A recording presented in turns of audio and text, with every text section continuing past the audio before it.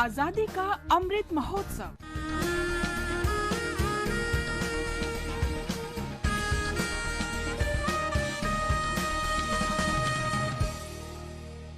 आजादी का सफर आकाशवाणी समाचार के संग। भारत का स्वतंत्रता संघर्ष आधुनिक विश्व के महानतम संघर्षों में से एक है। आकाशवाणी से हम आपके लिए रोजाना ला रहे हैं इस संघर्ष की झलक।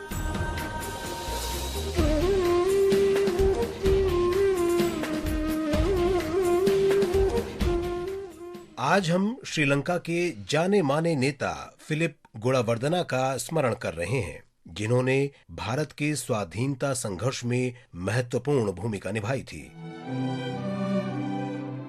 कथा करने वीर्य करने ने एक सीतावक मेक राजसिंह भूमिय එතන ඉඳලා තමයි මෙවට ඉඳලා තමයි පළවෙනි राजसिंह राजरो මේ රටෙන් පරං ගෙන් भारत के लिए फिलिप गुणावर्दना का प्रेम और औपनिवेशिक शासन से स्वतंत्रता के उनके प्रयास 1920 के दशक के आरंभ में अमेरिका में शुरू हुए थे। वे यूनिवर्सिटी ऑफ विस्कॉन्सिन में जयप्रकाश नारायण के सहपाठी थे, जहां वे औपनिवेशिक शासन से आजादी की वकालत किया करते थे। 1928 में फिलिप गुणावर्दना इंग्लैंड चले गए और वीके कृष्णा मेनन के साथ इंडियन लीग की गतिविधियों में शामिल हो गए। द्वितीय विश्व युद्ध शुरू होने पर लंका समाज पार्टी LSSP ने ब्रिटिश युद्ध प्रयासों का खुलकर विरोध किया और उसके सदस्यों को भूमिगत होना पड़ा। फिलिप गुणावर्दना को गिरफ्तार कर लिया गया और ब्रिटिश युद्ध प्रयासों का खुला विरोध करने के कारण उन्हें जेल भेज दिया गया। 5 अप्रैल 1942 को कोलंबो पर जापानी हवाई हमले के दौरान गुणावर्दना सहित कई नेता जेल से निकलने में सफल रहे। गुरुसामी के छद्म नाम से फिलिप अपनी पत्नी कुसुम के साथ भारत आ गए। भारत में गुणावर्दना दंपत्ति उन भूमिगत कार्यकर्ताओं में शामिल हो गए जो भारत की स्वतंत्रता के लिए लड़ रहे थे।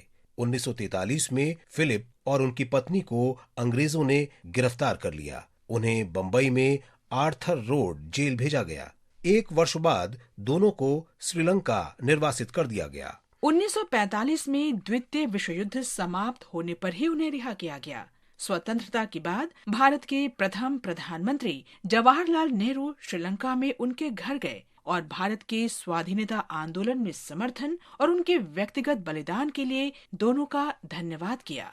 1948 में श्रीलंका के ब्रिटेन से स्वतंत्र होने के बाद फिलिप और कुसुम श्रीलंकाई संसद के लिए निर्वाचित हुए। फिलिप 1956 में पीपल्स रिवॉल्यूशन सरकार के संस्थापक नेता और कैबिनेट मंत्री थे। उन्हें श्रीलंका में समाजवाद का जनक भी कहा जाता है। फिलिप गुणावर्दना अंत तक सार्वजनिक जीवन में सक्रिय रहे और 26 मार्च 1972 को उनका निधन हो गया। सांस्कृतिक, सामाजिक और ऐतिहासिक रूप से भारत हजारों वर्ष से श्रीलंका का घनिष्ठ पड़ोसी मित्र रहा है। फिलिप गुणावर्दना और श्रीलंका के अज्ञात शहीदों का बलिदान दोनों देशों के मजबूत संबंधों का आधार और प्रतीक है। आकाशवाणी की ओर से महान नेता को श्रद्धांजलि। आज हम स्वतंत्रता सेनानी भीकाजीराव जीजाबा खताल पाटिल को भी याद कर रहे हैं। वे दादा या खताल साहिब के नाम से लोकप्रिय थे। उनका जन्म 26 मार्च 1919 को महाराष्ट्र के अहमदनगर में हुआ था। राष्ट्र देवतांचे, राष्ट्र प्रेषितांचे, आ चंद्र सूर्य नादो स्वातंत्र्य भारताचे। उन्होंने भारत के स्वाधीनता संघर्ष में सक्रिय भागीदारी की। 1930 के दशक में युवावस्था में ही वे सविनय अवज्ञा आंदोलन में शामिल हो गए। बाद में वे वकालत करने लगे। वे महाराष्ट्र के प्रसिद्ध वकील थे। भारत छोड़ो आंदोलन के दौरान दादा अहमदनगर में सक्रिय रहे। दादा 1962 से 1985 तक महाराष्ट्र विधानसभा के सदस्य रहे। वे 16 वर्ष से अधिक समय तक महाराष्ट्र कैबिनेट में मंत्री रहे और विभिन्न मंत्रालयों की जिम्मेदारी संभाली। उन्हें बांधों और चीनी मिलों के निर्माण सहित महाराष्ट्र में अनेक विकास परियोजनाओं का श्रेय हासिल है।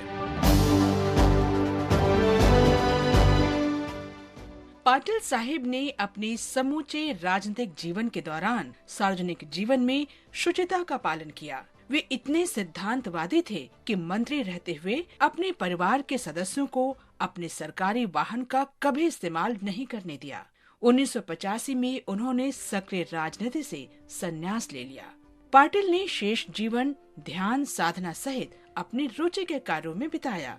बीजे खताल पाटिल ने मराठी में कई पुस्तकें भी लिखी। 16 सितंबर 2019 को उनका निधन हो गया।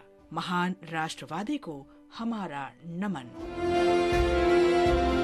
इसके साथ ही आज की कड़ी यहीं संपन्न होती है। आजादी का सफर आकाशवाणी समाचार के संग कल फिर मिलेंगे नई कड़ी के साथ।